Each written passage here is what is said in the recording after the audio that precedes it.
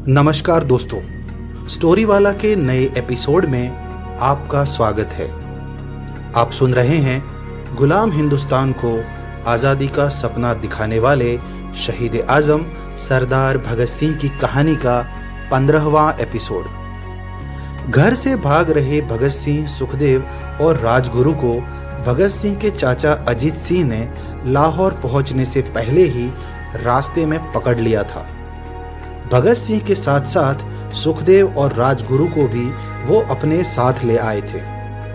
भगत सिंह की क्रांतिकारी गतिविधियों पर रोक लगाने के लिए भगत सिंह के पिता सरदार किशन सिंह और चाचा अजीत सिंह ने मिलकर भगत सिंह के लिए एक नया कारोबार शुरू करने का मन बना लिया था। ऐसा नहीं था कि भगत सिंह के पिता और चाचा को भगत सिंह की क्रांतिकारी गतिविधियों से कोई ऐतराज था, लेकिन उन्हें लगता था कि भगत सिंह की उम्र अभी बहुत कम है। दोस्तों, कहानी आगे सुनने से पहले स्टोरी वाला चैनल को लाइक, शेयर और सब्सक्राइब करना ना भूलें, क्योंकि स्टोरी वाला एक नया चैनल है और स्टोरी वाला को आप सबके साथ की बहुत जरूरत है। धन्यवाद। चाचा अजीत सिंह ने भगत सिंह से जैसे ही नया कारोबार शुरू करने की बात कही, भगत सिंह ने बात को टालने के इरादे से कहा, चाचा जी, कारोबार करने के लिए जरूरत होती है तजुर्बे की। फिर भी आप और बाबूजी ने मेरे जैसे बिना तजुर्बे के इंसान के लिए कारोबार शुरू करने की सोच रखी है। पैसा बर्बाद हो जाएगा, देख लेना। चाचा अजीत सिंह ने भगत सिंह को जवाब देते हुए कहा, भगत, वैसे हमने जिस कारोबार के बारे में सोचा है उसमें घाटे की कोई गुंजाइश नहीं है। बस तुम अपने व्यापारी बनने की तैयारी शुरू कर लो। चाचा अजीत सिंह की बात पर भगत सिंह ने बात खत्म करने के इरादे से कहा, चलो, जब आपने और बाबूजी ने इतना सोच ही लिया है तो ठीक ही सोचा होगा। अगर ऐसा है तो अब ये भी बता दीजिए कि हमें कौन सा कारोबार करना है।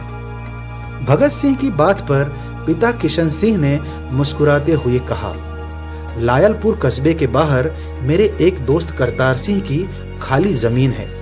वहीं पर हमने तुम्हारे लिए दूध का कारोबार शुरू करने के बारे में सोचा है।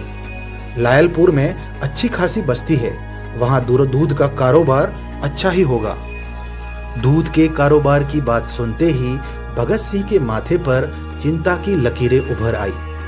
वो किसी भी कीमत पर किसी पचड़े में नहीं पड़ना चाहते थे। साथ ही भगत सिंह ये भी जानते थे कि एक बार कारोबार और हिसाब किताब के दलदल में फंसे तो दूसरा कोई वो काम कर नहीं पाएंगे, क्योंकि भगत सिंह को देश की आज़ादी और हिंदुस्तान रिपब्लिक एसोसिएशन के लिए बहुत कुछ करना अभी बाकी था। इसलिए भगत सिंह ने दूध के कारोबार से पल्ला झाड़ते हुए चाचा अजीत सिंह से कहा, दूध का कारोबार कोई आसान कारोबार नहीं है चाचा जी। घर घर जाकर दूध इकट्ठा करो, उसे नापो और अगर नहीं बिका तो कितना घाटा होगा जानते हैं ना आप। भगत सिंह की बात पर चाचा अजीत सिंह खिलखिलाकर हंस दिए और भगत सिंह के गाल पर प्यार से चपत लगाते हुए कहा, ओए खुत्ते, तुझे कहीं दूध इकट्ठा करने नहीं जाना। 20-25 भैंसे खरीद लेंगे, कारोबार शुरू हो जाएगा, और अगर जरूरत पड़ी तो और भी भैंसे खरीद लेंगे। भगत सिंह किसी भी कीमत पर हार मानने को तैयार नहीं थे। वो मायूस होते हुए बोले, अरे लेकिन 20-25 भैंसों का दूध निकालेगा कौन? भगत सिंह के सवाल पर चाचा अजीत सिंह ने सुखदेव और राजगुरु की तरफ अजीब नजरों से घूरते हुए कहा, ये दोनों है ना, सुखदेव और राजगुरु, दोनों तुम्हारी मदद करेंगे। क्यों नौजवानों, करोगे ना भगत सिंह के कारोबार में उसकी मदद?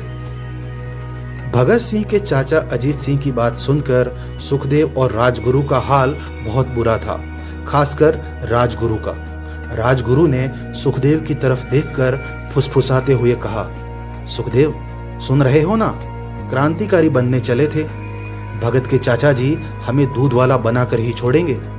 25 भैंसों का दूध निकालने की बात हो रही है।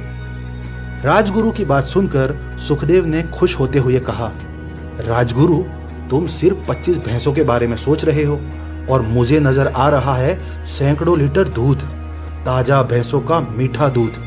तुम बेकार में परेशान हो रहे हो। आज अगर भगत के चाचा की बात मान ली तो सुबह शाम ताजा दूध पीने को मिलेगा।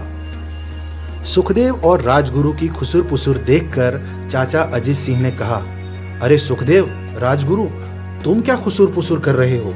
तो क्या सोचा, भगत के दूध के कारोबार में उसकी मदद करोगे या नहीं? चाचा अजीत सिंह के सवाल पर सुखदेव ने चहकते हुए कहा, अरे चाचा जी, वो दोस्त ही क्या जो दोस्त के कारोबार में उसकी मदद ना करे। आप बस देखते जाएं कैसे भगत का कारोबार जमाते हैं। देखना, एक दिन पूरा पंजाब भगत की दुकान का दूध पिएगा। सुखदेव की बात पर भगत सिंह के पिता किशन सिंह ने मुस्कुराते हुए कहा, अरे नहीं भाई, तुम बस लायलपुर में अपना कारोबार अच्छे से जमा लो, काफी है। किशन सिंह के ताने पर भगत सिंह का पूरा परिवार ठहाका लगाकर हंसने लगा, लेकिन भगत सिंह को सुखदेव की बेवकूफी पर गुस्सा आ रहा था। सुखदेव की हरकत पर भगत सिंह को लग रहा था कि उन्हें अब दूध के कारोबार से दो चार होना पड़ेगा। दोस्तों, कहानी में अब आगे क्या होगा? क्या भगत सिंह सचमुच दूध का कारोबार करेंगे? क्या सुखदेव और राजगुरु भगत सिंह के कारोबार में उनका साथ दे पाएंगे? क्या भगत सिंह का दूध का कारोबार सही से चल भी पाएगा या कारोबार में होगा घाटा? ये सब जानने के लिए आप बने रहें मेरे यानी स्टोरी वाला के साथ और इंतजार करें हिंदुस्तान की आज़ादी की खातिर हंसते हंसते फांसी के फंदे पर झूल जाने वाले शहीद आजम सरदार भगत सिंह की कहानी का अगला एपिसोड। जय हिंद।